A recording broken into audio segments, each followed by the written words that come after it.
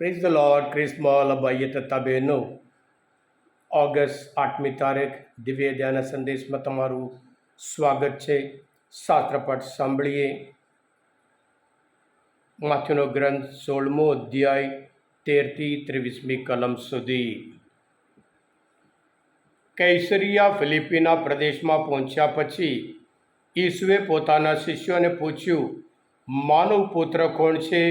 એ વિશે લોકો શું કહે છે? તેમણે જવાબ આપ્યો, કેટલાક કહે છે કે સ્નાનસ્કારક યોહાન, કેટલાક કહે છે કે એલિયા, તો વળી બીજા કહે છે કે ઇર્મિયા અથવા કોઈ બીજા પૈગંબર. ત્યારે ઈસુએ પૂછ્યું, પણ તમે શું કહો છો? હું કોણ છું? સિમોન પીતરે જવાબ આપ્યો, આપ તો ખ્રિસ્ત છો, ચેતન સ્વરૂપ ઈશ્વરના પુત્ર. એટલે ઈસુએ તેને કહ્યું, યોના પુત્ર સિમોન, તું બડબાગી છે, કારણ કોઈ માણસે નહીં પણ મારા પરમ પિતાએ તને આ સત્ય જણાવ્યું છે. હવે હું તને કહું છું કે આ તારું નામ પિતર છે, એટલે ખડક છે, અને એ ખડક ઉપર હું મારા ધર્મસંઘની ઇમારત ચડનાર છું, અને એની આગળ મૃત્યુનું પણ કંઈ ચાલશે નહીં. હું તને ઈશ્વરના રાજ્યની ચાવીઓ સોંપીશ, અને તું જેની પૃથ્વી ઉપર બંદી કરીશ તેની ઈશ્વર તરફથી પણ બંદી કરવામાં આવશે, અને તું જેની પૃથ્વી ઉપર છૂટ આપીશ તેની ઈશ્વર તરફથી પણ છૂટ આપવામાં આવશે.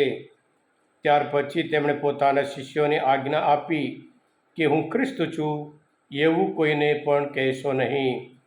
ત્યાર પછી ઈસુ પોતાના શિષ્યો આગળ એ સ્પષ્ટ કરવા લાગ્યા કે મારે યરૂશલેમ જવું જોઈએ, અને ત્યાં મારે પ્રજાના આગેવાનો, મુખ્ય પુરોહિતો અને શાસ્ત્રીઓને હવાલે ઘણું વેઠવાનું છે, વધેરાઈ જવાનું છે, પણ ત્રીજે દિવસે ફરી સજીવન થવાનું છે.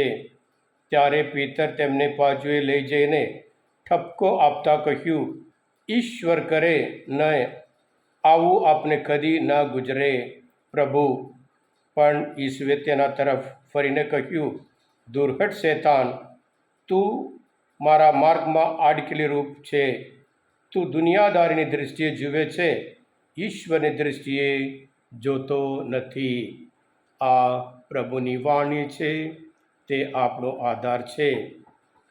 ખ્રિસ્તમાં ભાઈ હતા બહેનો, ઓલિમ્પિક અત્યારે પેરિસમાં ચાલે છે. અમુક બનાવ એટલા અદ્ભુત બનાવ છે કે લોકો કેવી રીતે દુનિયા આગળ કે પ્રભુ પોતે ઈસુ છે, ઈશ્વર છે, અને પ્રભુ ઈસુ ખ્રિસ્તના પ્રતાપે એમના લીધે જ એમને ગોલ્ડ મેડલ મળ્યું છે, એમના લીધે જ જીતે છે, એ વ્યક્ત કરે છે. અમેરિકાના સિડની કરીને એક સ્ત્રી દોડમાં તેઓ પ્રથમ આવ્યા, અને જ્યારે જીત્યા, એમને ગોલ્ડ મેડલ જીત્યા, અને ત્યારે ક્રુસની નિશાની દોરી ઈશ્વરનો આભાર માન્યો, પોતાની શ્રદ્ધા, પોતાનો વિશ્વાસ ત્યાં વ્યક્ત કરે છે. અને એવી જ રીતે ત્યાં ફિલિપાઇન્સ દેશના એક કાર્લોસ કરીને એક યુવાન છે, એ 100 મીટર દોડમાં એ પણ ગોલ્ડ મેડલ જીતે છે. એના દેશમાં આ પહેલી વખત એ ગોલ્ડ મેડલ, એટલે ફરી કૃષ્ણની નિશાની કરી ઈશ્વરનો આભાર માની આ ગોલ્ડ મેડલ પ્રભુ ઈસુ ખ્રિસ્તના લીધે મળ્યું છે એમ કરીને ત્યાં બધાની આગળ સાક્ષ્ય આપે છે.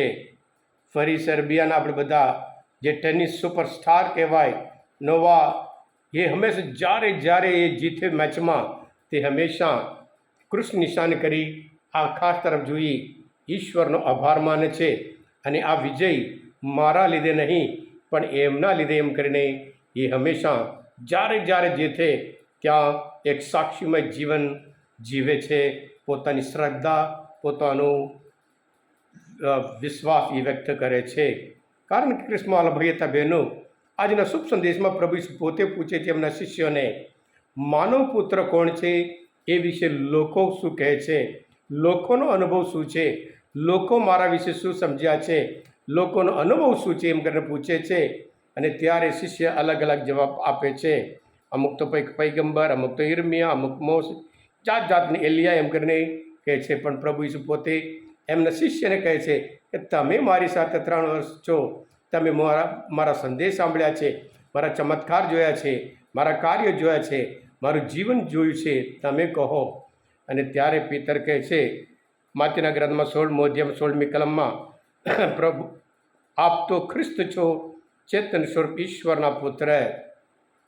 અને ત્યારે પ્રભુ ઈસુને શબાશ કહે છે, આ સત્ય મારા પરમ પિતાએ તેને જણાવ્યું છે.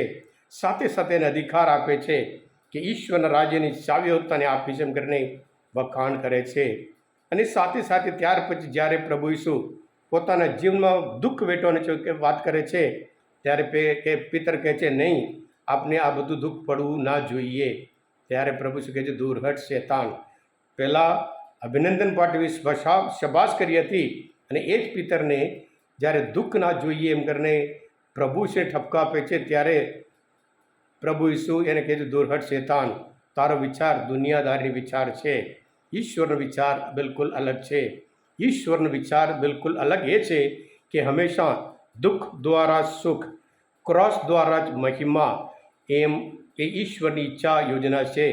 ઘણી વખત માણસ આપણે બધા માટે આપણા જીવનમાં કોઈ દિવસ આપણને દુઃખ જોઈતું નહીં, હાર જોઈતું નથી, નિષ્ફળતા જોઈતી નથી, બધું સારું જવાનું, બધું બરાબર ચાલવાનું, બધું મારે જોઈએ એમ કરીને એ દુનિયાવી વિચાર વિચારીએ છીએ. પણ ઈશ્વરની યોજના તો બિલકુલ અલગ છે. દુઃખ દ્વારા દુઃખ જીવનમાં હકીકત છે.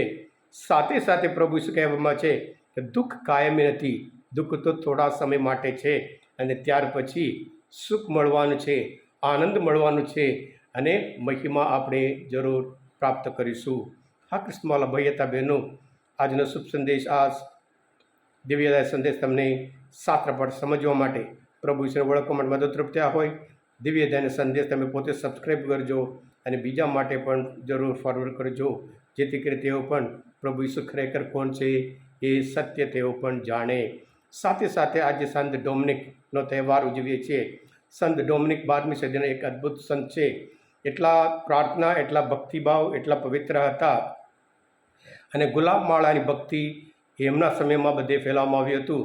અને ખાસ કરીને ખ્રિસ્તી ધર્મના જે સત્ય છે એના વિરુદ્ધ જે લોકો સિદ્ધાંત પ્રચાર કરતા હતા, એ બધાને સાચું સત્ય શું છે બાઇબલ આધારિત પૂરું કરી, અને ખાસ કરીને સ્પેન દેશમાં એ ઈશ્વર રાજ્યનો સંદેશ પ્રચાર કર્યો હતો. આ કૃષ્ણવાલા ભાઈ હતા બહેનો, તમે બધા આશીર્વાદિત છો, અભિષિક્ત છો. પ્રભુ ઈસુ, હું તમારામાં વિશ્વાસ રાખું છું. બોલો દિવ્ય દયાનો જય.